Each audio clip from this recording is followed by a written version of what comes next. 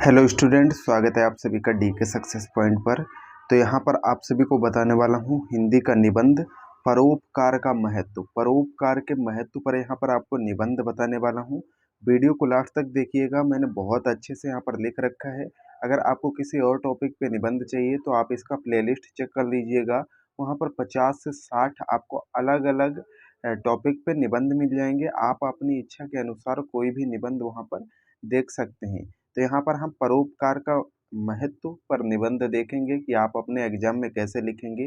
अगर आप इतना और अपने एग्जाम में इसी तरीके से लिख के आएंगे तो आपको डेफिनेटली वहाँ पर पूरे नंबर दिए जाएंगे। तो यहाँ पर जो आपका पहला हेडिंग रहेगा वो यहाँ पर प्रस्तावना रहेगा, जिसमें हम परिभाषा देखेंगे और प्रस्तावना देखेंगे। तो यहाँ पर हम लिखेंगे कि संसार में विभिन्न प्रकार के मनुष्य पाए जाते हैं। इनमें से कुछ ऐसे होते हैं जो अपने हित की चिंता न करके सदा दूसरों के कार्यों में संलग्न रहते हैं। ऐसे पुरुष ही परोपकारी कहे जाते हैं और उनके द्वारा दूसरों के लिए किए जाने वाले कार्यों को परोपकार कहा जाता है। ठीक है, तो इसके बाद यहाँ पर यह बताया गया है कि दुनिया में कई प्रकार के मनुष्य होते हैं, बट जो लोग अपना जो स्वार्थ है, अपनी चिंता ना करके दूसरों के बारे में हमेशा सोचते हैं, उन्हें हम परोपकारी कहते हैं। परोपकार दो शब्दों से मिलकर बना है, पर प्लस उपकार, अर्थात दूसरों के हित का साधन। जो कार्य अपने हित, यश, सम्मान आदि की भावना को छोड़कर सर्वथा दूसरों के हित की इच्छा से किए जाते हैं, वे परोपकार की श्रेणी में आते हैं। तो यहाँ पर बताया गया है जो कार्य अपना हित, अपना स्वार्थ छोड़कर हम दूसरों के लिए करते हैं, दूसरे की भलाई के लिए करते हैं, वो कार्य परोपकार की श्रेणी में आते हैं। अब नेक्स्ट जो हमारा जो हेडिंग है वो है महत्तम धर्म। महत्तम धर्म यहाँ पर लिखेंगे कि परोपकार मनुष्य का सबसे बड़ा धर्म है। जिस मनुष्य में परोपकार की भावना नहीं है, गुप्त जी के शब्दों में वह मनुष्य भी कहलाने योग्य नहीं है। तो यहाँ पर गुप्त जी की एक लाइन है,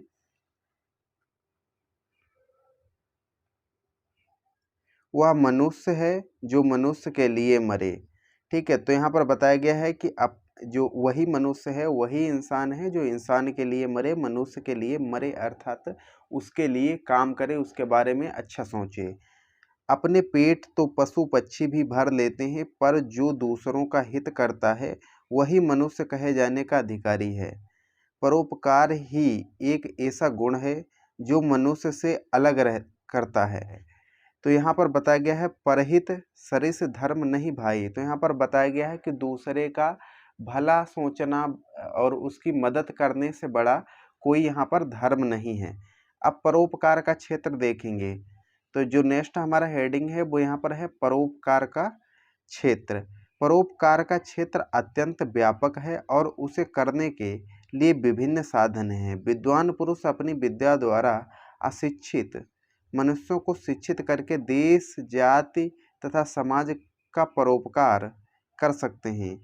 जो व्यक्ति शरीर से हष्ट-पुष्ट है, वे अपनी शारीरिक शक्ति से परोपकार कर सकते हैं। धनी पुरुष अपने धन के द्वारा गरीबों को भोजन, वस्त्र आदि से सहायता करके अथवा विद्यार्थियों को वजीफे, पुस्तकें देकर तथा रोगियों के लिए औषधि आदि का प्रबंध कराकर एवं विद्यालय, अस्पताल आदि का निर्माण कराकर परोपकार कर सकते हैं।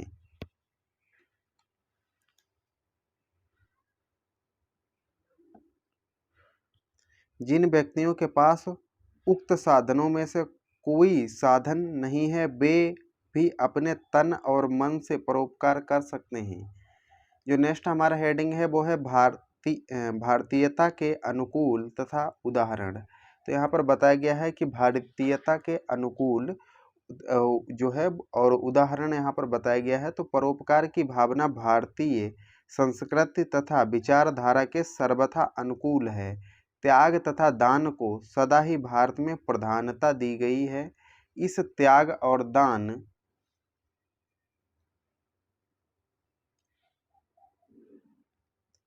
का मूर्ति रूप परोपकार है। महर्षि दधीची ने देवताओं की रक्षा के लिए अपनी हड्डियां देकर अपने प्राणों का उत्सर्ग किया था। ऐसे अनेक परोपकारी व्यक्ति हमारे देश में हुए। नेक्स्ट जो हेडिंग है वो है परोपकार से लाभ। परोपकार हम करेंगे उससे हमें फायदा क्या होगा? तो परोपकार के अनेक लाभ हैं, जैसे आत्मिक शांति की प्राप्ति। यहाँ पर बताया गया है आत्मिक शांति की प्राप्ति, अर्थात जो हमारा मन है उसे शांति मिलती है, उसे अच्छा लगता है। परोपकार करने वाले के मन में यह भावना रहती है कि वह अपने कर्तव्यों को पूरा कर रहा है। इस भावना से उसके मन तथा आत्मा दोनों को शांति और संतोष मिलते हैं, जो लाखों रुपयों को खर्च करके बड़े बड़े पद तथा सम्मान से भी प्राप्त नहीं होते हैं। इसके बाद जो हमारा नेक्स्ट हेडिंग है वो यहाँ पर है आशीर्वाद की प्राप्ति। आशीर्वाद यहाँ पर प्राप्त होता है जिन पे हम लोग उपचार करते हैं, गरीब लोग हैं या उसके योग्य नहीं थे, जो वो कुछ कर पाते, उनकी जो आगे बढ़ने में सफलता में उनकी मदद करते हैं, तो वो दुआएं देते हैं। तो यहाँ पर बताया गया है परोपकार करने से दीनों तथा दुखियों को आनंद तथा सुख प्राप्ति होती है।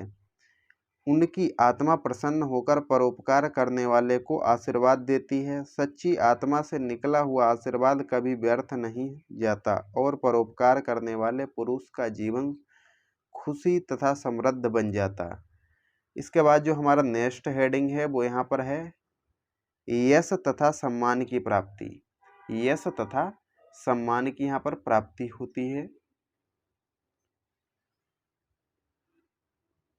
परोपकार करने वाले पुरुष का यश राजमहलों से लेकर झोपड़ियों तक फैल जाता है। उसका सर्वत्र आदर होता है।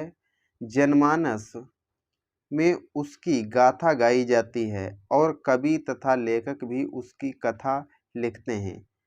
जो हमारा नेक्स्ट हेडिंग है वो है समाज की उन्नति। समाज की उन्नति जो हमारा नेक्स्ट हेडिंग है, इसमें हम लिखेंगे कि परोपकार करने से अनेक व्यक्तियों को लाभ होता है। वे अपनी आपत्तियों को दूर करके खुशी तथा समृद्ध होकर उन्नति की ओर अग्रसर होते हैं। व्यक्तियों की उन्नति तथा समृद्धि से समाज की उन्नति तथा समृद्धि होती है। इसके बाद जो हमारा नेक्स्ट और लास्ट हेडिंग है वो यहाँ पर है उपसंहार। उपसंहार में हम देखेंगे तो यहाँ पर है आज सारा संसार दुखी है। मानव समाज की अवनति होती जा रही है। आज एक देश दूसरे देश को, एक समाज दूसरे समाज को, एक व्यक्ति दूसरे व्यक्ति को नष्ट भ्रष्ट करने के लिए तुला बैठा है। इन सब का मूल कारण परोपकार की भावना का अभाव है। तो इस प्रकार से हम परोपकार के महत्व पर निबंध लिख सकते हैं अपने एग्जाम में और अच्छे नंबर स्कोर कर सकते हैं।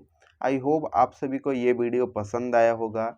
वीडियो कैसा लगा कमेंट में लिख के बताइए। वीडियो अच्छा लगा है तो आप वीडियो को लाइक कर दीजिए।